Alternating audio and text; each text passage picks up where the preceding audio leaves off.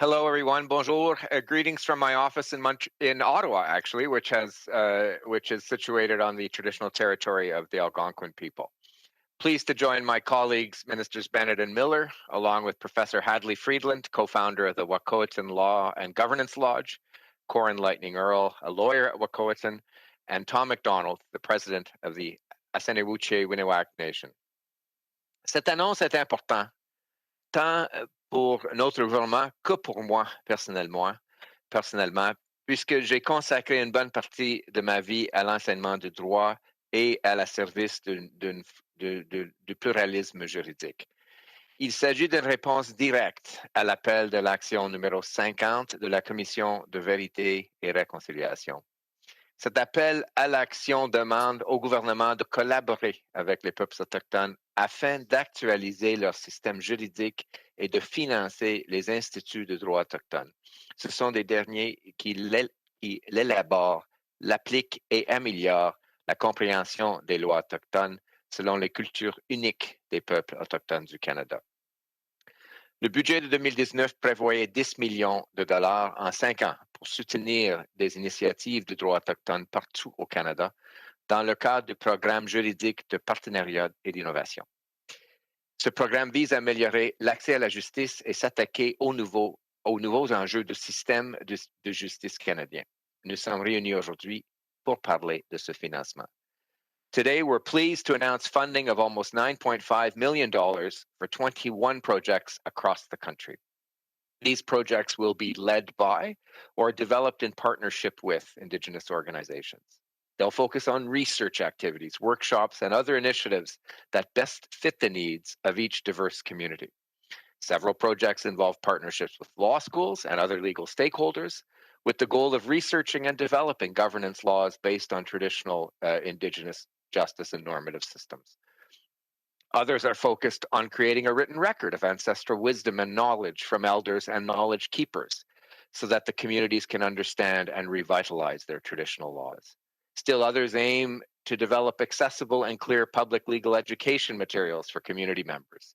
The materials will cover such important topics as constitutionalism, citizenship, and child welfare. The funding will help make a real difference for Indigenous communities doing the challenging but important work of revitalizing legal systems. Tous ces projets ajouteront à l'ensemble de plus en plus vaste de connaissances sur les lois et traditions juridiques autochtones, profitant non seulement aux peuples autochtones, mais aussi à tous les Canadiens. La diversité est une partie intégrante de notre système juridique. Historiquement, nous nous appuyons sur deux systèmes distincts, le common law et le droit civil, mais de plus en plus, les préceptes juridiques autochtones qui gouvernaient ce territoire historiquement avant l'arrivée des Européens influencent les décisions judiciaires et la pratique du droit. We also know that the administration of justice is a core element of self-determination and governance for Indigenous peoples. So I'm keenly excited by the 21 projects that we are partnering in and investing in.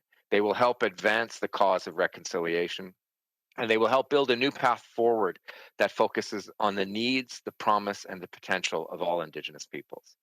Thank you. Merci. And now I will ask Minister Bennett to say a few words.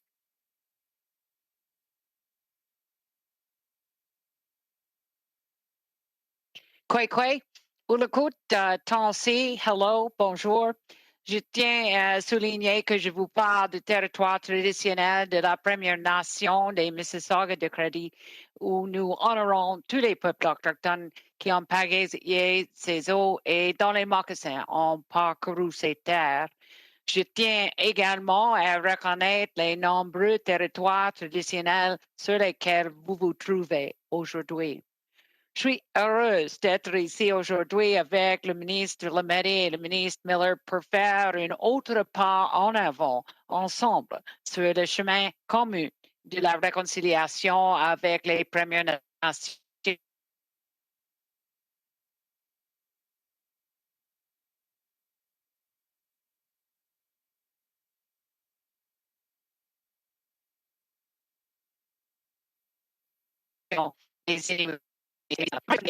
Canadian law. dignity, inclusion, but is executed in a way that actually works for Indigenous people and has been their historic ways of taking decisions. Revitalizing Indigenous laws, legal institutions, and legal processes is essential to rebuilding healthy, self-governing, and lawful Indigenous communities. Today's announcement expands on the leadership and advocacy of Professors Val Napoleon and John Burroughs. I remember fondly the beautiful ceremony in June 2019 for its opening with support for our government, from our government. And I remember the important conversations with the JD students and the always inspiring teachings of Dr. Burroughs and Dr. Napoleon. They are breaking new ground in their research and scholarly pursuits that will make the legal plurality with Indigenous laws a reality. Their students and faculty are collaborating directly with communities to modernize and articulate Indigenous laws to reach community goals. And ever since I heard of the idea of a National Center for Indigenous Laws, I knew how important it would be for Canada on our shared path of reconciliation and the path to self-determination for Indigenous nations. This work is spreading across the country as today's announcement furthers this work in communities and universities across the country. And self-government agreements and other constructive arrangements are an opportunity to restore Indigenous control over their own affairs and to implement their right to self-determination and a better future for their communities. Through these types of agreements, Canada and nations are working together to undo the federally imposed systems of governance and restore Indigenous control over how their communities are governed and how their programs and services are delivered based on their traditional laws and legal customs. So some examples of where nations have incorporated traditional elements into their government's practices include Niska, Seychelles, Tawasin. These agreements have helped to define, build, and strengthen nations across Canada and the relationship to Canada. Anishinaabeg Nation is also pursuing an incremental approach to implement their vision of self-government and self-determination. This includes a number of complementary initiatives Anishinaabeg Nation have initiated to improve the well-being of Anishinaabeg children, youth, and families in their child well-being law. Actions taken, as Minister Lametti said, to address Call to Action 50 need to allow the space for Indigenous peoples to develop their own unique responses to the challenges facing their communities. This can never be one size fits all. It has to be that we understand traditional Inuit legal practices differ from the laws instituted in various First Nations communities, which differ from the legal frameworks adopted by various Métis nations. Ultimately, these projects further support the self-determination of Indigenous people, a goal that is enshrined in the spirit of the UN Declaration on the Rights of Indigenous Peoples Act. Along with fulfilling our collective responsibility to implement the UN Declaration of Rights of Indigenous People, these projects also address the calls to action in the Truth and Reconciliation Commission's final report, which states that revitalizing and recognition of Indigenous laws are essential to reconciliation in Canada. And this fact was echoed by the Missing and Murdered Indigenous Women and Girls Calls for Justice, which calls for the inclusion of Indigenous laws and protocols to ensure the safety of women, girls, and to us LGBTQIA+ people. By incorporating Indigenous laws into practice, we are reaffirming the power and place of Indigenous peoples here in Canada.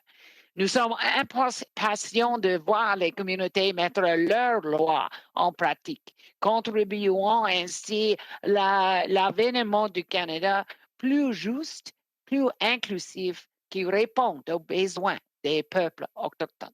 Miigwech, Kuyanamik, merci, thank you, merci beaucoup. Thank you very much, Minister Bennett. I will now turn it over to Minister Miller to say a few words. Mr. Miller, go ahead. Thank you. Kwekwe ulukut, tanse, hello et bonjour. As I'm in Ottawa, I first would like to acknowledge that I am speaking to you here today from the traditional territory of the Algonquin and Anishinaabe people, and pleased to connect with you from the various territories and communities that you are all in here today. albeit remotely. I'm pleased to be here to support the revitalization of Indigenous legal systems and traditions through the funding of these important projects. And there is much we can and must learn from Indigenous traditions and traditional ways of knowing. The law, systems of justice, and legal institutions are an ecosystem that can thrive with the addition of First Nations, Inuit, and Métis knowledge. Vitalizing these legal traditions will take the support of Indigenous communities foremost, their members, elders, scholars, and all who believe in supporting a renewed legal relationship. The expansion of the Gladue principle and the use of restorative justice are just small, important examples of Indigenous legal principles already being integrated and used in everyday legal proceedings. We can take these experiences and turn them into learning opportunities as we work together to expand legal principles and institute Indigenous laws across Canada. The Truth and Reconciliation Commission's Call to Action 50 provides an opportunity for the instruments of law to work for the benefit of Indigenous communities. The projects today highlighted are the wings to flight we hope will soar well beyond the revitalization of law and into other institutions. Ça me donne beaucoup d'espoir de voir les traditions juridiques relatives aux terres, à la rédaction législative, à la garde d'enfants, à la protection des enfants et à l'accessibilité à l'éducation juridique incluses dans les projets que nous appuyons aujourd'hui. Merci à toutes les communautés et nations autochtones pour vos projets innovateurs et merci à tous ceux qui contribueront à ce projet. Dans les années à venir, vous serez des points d'ancrage importants de la confiance, des sources de vérité et des piliers de précédent alors que nous travaillons ensemble pour revitaliser et reconnaître le droit autochtone. Ensemble, nous pouvons marcher sur le chemin de la réconciliation. Ce chemin est partagé, il est apprécié, il est bien en vie. Miigwech, Kunanomik, Marcy, thank you et merci. Merci beaucoup, Minister Miller. I will now turn it over to Professor Hadley Friedland of the Wahkohtowin Law and Governance Lodge to say a couple of words. Thank you, and thank you, Minister Bennett, Minister Lametti, and Minister Miller. We're honored to join you here today from Treaty 6 territory. Dr. Shailene Jobin from the University of Alberta Faculty of Native Studies and I started the Wahkohtowin Lodge in 2018 in response to Indigenous communities and organizations asking for a research center to support their important work revitalizing and developing Indigenous laws, and in the spirit of Call to Action number 50. We're grateful for the support of the Call to Action Justice Partnership and Innovation Grant. It's enabled us to broaden the scope of our work and make our resources more accessible, including holding a methods workshop with Indigenous representatives and legal professionals doing this work from all across Canada, more than 50 people gathering, and translating some of our website resources from English into French and into Cree. We look forward to continuing the work of supporting and upholding the laws of First Nations, Inuit, and Métis people. And I'll turn it over to my colleague, Koren Lightning-Earle. Danse, thank you, Hadley. The Wahkohtowin Law and Governance Lodge is a dedicated research unit. We're based out of the University of Alberta. The objective of upholding Indigenous laws and governance through community-directed research and learning. Our goals are to support Indigenous communities to identify, articulate, and implement their own laws and governance. We support them by developing, gathering, and amplifying wise practices. We provide them with research methods and research tools. We provide useful and accessible public legal education and practical governance tools. We also create connections with other lawyers and community members doing this work and create opportunities for individuals to feel empowered and supported through the work that they're doing. We hold wisdom workshops and gatherings where Indigenous people from many different nations, communities, and backgrounds can share their knowledge and wisdom with each other. We hold methods workshops and training on resurgent methods that can be used to pursue Indigenous people's own goals for law and governance work. This empowers the communities to rebuild and breathe life into their own governance systems. We also believe in providing accessible and clear language public legal education about laws such as Bill C-92, so Indigenous people can make informed decisions about how to use the opportunities and address the potential challenges. Indigenous law revitalization is of the utmost importance to us at the Lodge as it is Canada. So much was taken away from Indigenous people. Through revitalizing laws, we can breathe life back into our nations and our societies. We can repair the harms and create stronger nations. Many of us Indigenous people follow Indigenous laws every day and Canadian law.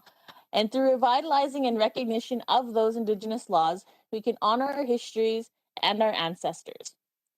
We can do more intense community-led research projects, and we work in partnership with communities, organizations, and nations, and continue to support them in their own law and governance journey. I will now introduce the leader of one of our partner communities, the Aseniwuche Winewak Nation, Tom McDonald, to give an example of one project. Tensi, thank you, Koren and Hadley, and thank you for having me here, Minister Bennett, Minister Lametti, and Minister Miller. I am joining you here today from Aseniwuche Winewak Nation territory. I want to briefly talk about the work we did with the Wahkohtowin Lodge in the last 2 years on Aseniwuche Winewak citizenship.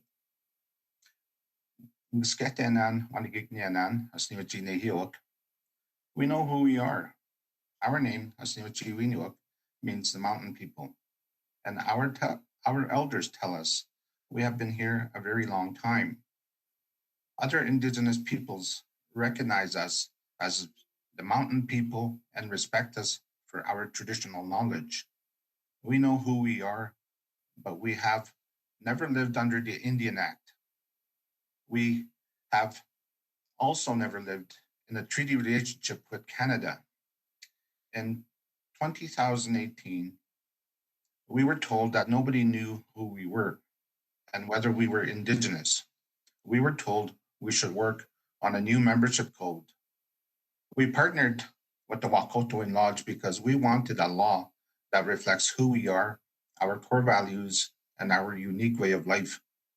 We did not want a citizenship code that just mirrors the Indian Act.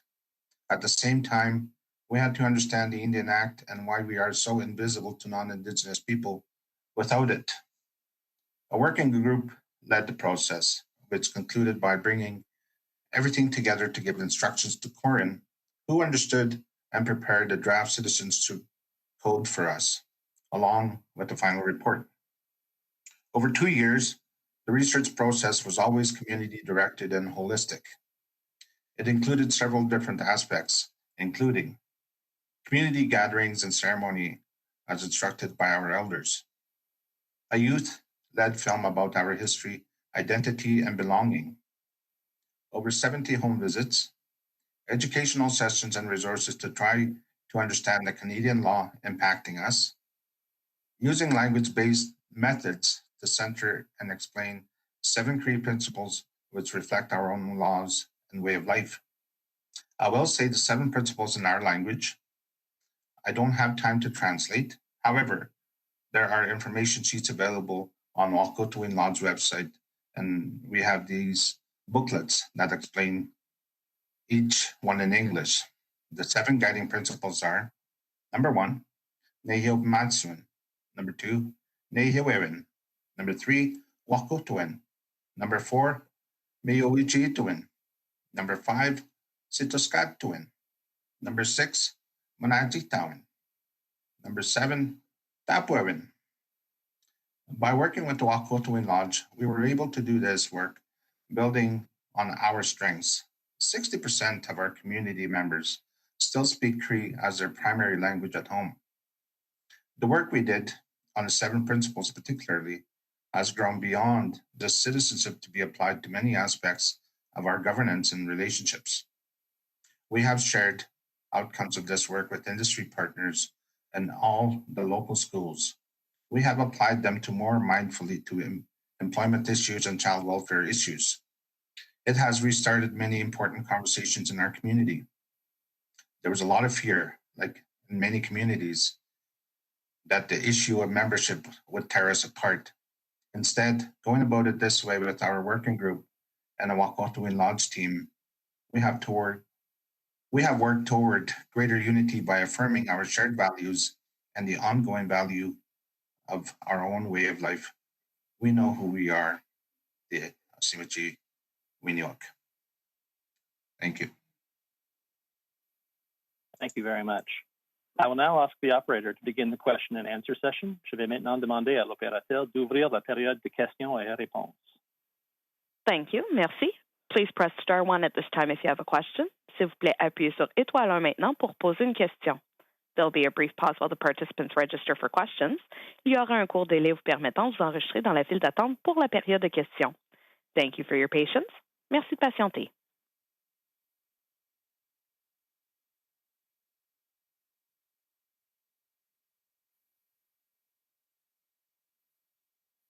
Once again, please press star 1 if you have a question. De nouveau, n'hésitez pas à appuyer sur étoile 1 pour toute question.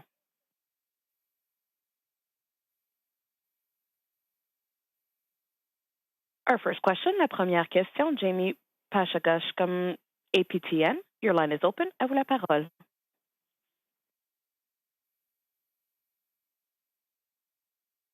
Hi, sorry about that.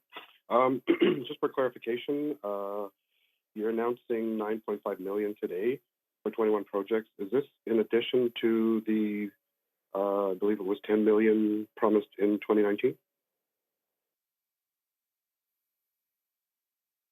Thank you for that question, Jamie. It's operationalizing the 10 million. So we announced it in budget 2019. We went through a process of application and process selection, working with partners to refine and elaborate their projects. And so this is that money that is now being now being announced formally. Okay, and it's supposed to be for the next 5 years. Is there any plans going forward for something ongoing? Well, we received great projects, which we are supporting today. There were other good projects too, and certainly I would like, as Minister of Justice, working with Indigenous partners to continue with these kinds of projects. And so I'm going to keep as minister after the Minister of Finance, and keep pressing for these kinds of really meaningful investments. And the other thing is, I say this with a smile, but I'm pretty confident that these 21 projects are going to be a great success, and that will help other subsequent rounds of funding. Thank you. Thank you. Once again, please press star 1 if you have a question. De nouveau, n'hésitez pas à appuyer sur étoile 1 pour toute question.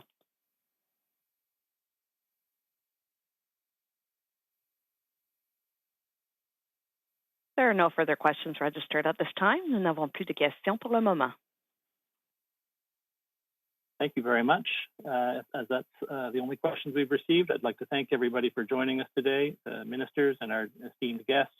And I want to thank you very much. If you have any questions about today's announcement, you can please contact the Department of Justice Media Relations at media@justice.gc.ca. Si vous avez des questions au sujet de l'annonce faite aujourd'hui, veuillez communiquer avec les relations avec les médias du ministère de la Justice à media@justice.gc.ca. Again, thank you very much for joining us today. Have a good day.